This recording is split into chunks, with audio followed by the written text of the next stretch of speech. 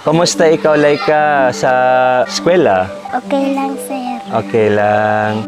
May ara kami na ibigay sa inyo. Sir, ma'am, Laika.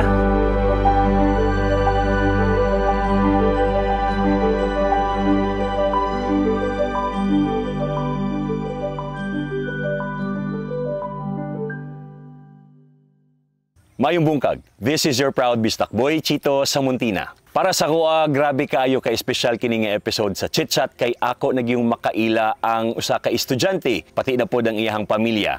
Ang estudyante nga nag-viral mahitungod sa iyahang paniudto nga gamit ang balunan nga dahon sa saging.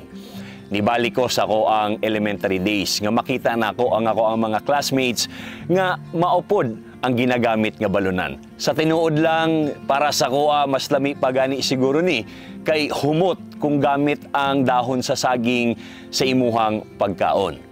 Daghan kaayo og nakarelate ni ini. No? Napagani uban musulti nga sus kung naapalay social media sa una siguro nag-viral na pud ko karon. Kini nga viral post sa usa ka estudyante nagsimbolo kini nga kung kitang tanan maningkamot na agid tay maabtan. Karon ni nagyud makaila na nako si Laika ug ang iyahang mga ginikanan dinhi sa Chit Chat. Hello sa inyo ha, ma'am, sir. Hello, Laika.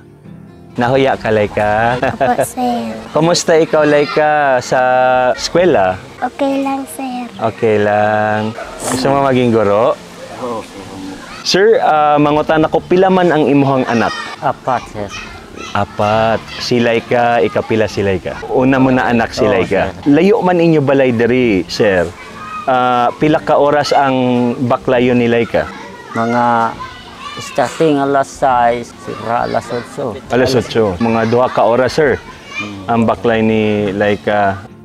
Gikan ni sila sa lahi nga munisipyo ug ang pinakaduulang na eskwelahan para sa ilaha naa dinhi. Muna nga grabe gyud kaayo ko kabilib aning bataa. Unsa man imong trabaho, sir? Maghagbas, sir. Hagbas. Sa isa ka adlaw, pila man ang imo makwarta? Kung hindi kami mag-arawan, sir, talaga wala naman makita kami ng kwarta. Kung mapansin ninyo, grabe ang atong pagpaningkamot nga makachit-chat ang pamilya ni Laika og si Laika mismo nga grabe pod kaayo ka ulawo, no? Naatay mura og language barrier nga ginatawag, naningkamot mi og sabot sa usag-usa. Pero sa tinud-anay lang, maski naglisod mi when it comes to verbal nga language sa mga languages namo, nasabtan kaayo nako ang ilahang kinabuhi. Laika, nahirapan ikaw sa paglalakad papunta sa school? Si Laika na istorya nako ang iyahang class teacher.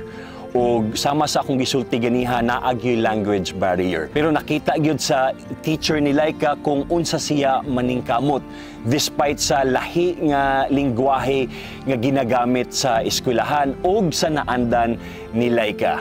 She's trying talaga to learn in writing, reading. When I call her name, Laika, you have to answer this one. She's not hesitant to answer, sir ba? Even if she doesn't know how to answer, but she is trying.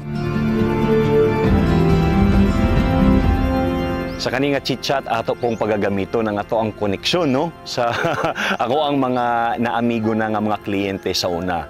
Na ako'y gitawagan nga client na ako before.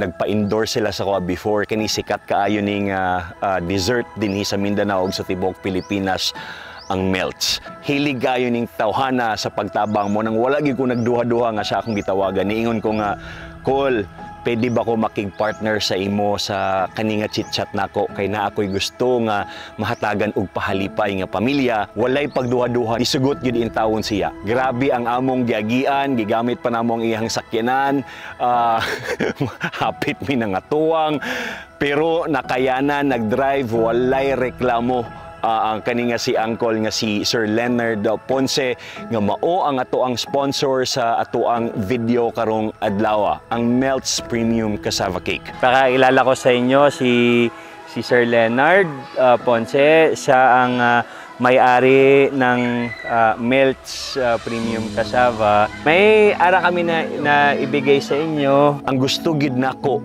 nga buhaton is kanaganing tabangan ang tao nga tabangan ang ilahang kaugalingon. tabangan ang pamilya, nga tabangan ang ilahang kaugalingon. Mo nang naatay surprise para sa ginikanan ni Laika aron nga unta makatabang sa pagsugod sa ilahang negosyo.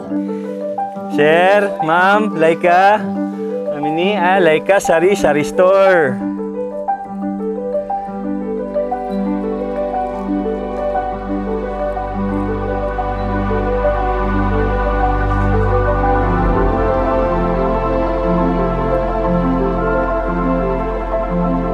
Pag baligya, Laika, pangalan mo yan. Karon, ano man ang masabi niyo, sir? Pasalamat kami po sir, kay tulong mo kami. Isa din to sa gusto ko sanang ibigay para sa'yo kasi nga nakita namin sa Facebook o sa social media na toyo lang yung kinakain o inuulam ni Laika. So ngayon, bibigyan namin kayo ng mga konting seeds lang to para naman kahit matanim nyo sa bakuran, at least may pang ulam-ulam at saka makuha natin ang full nutrition ng bata. Hindi lamang po puros toyo. Okay?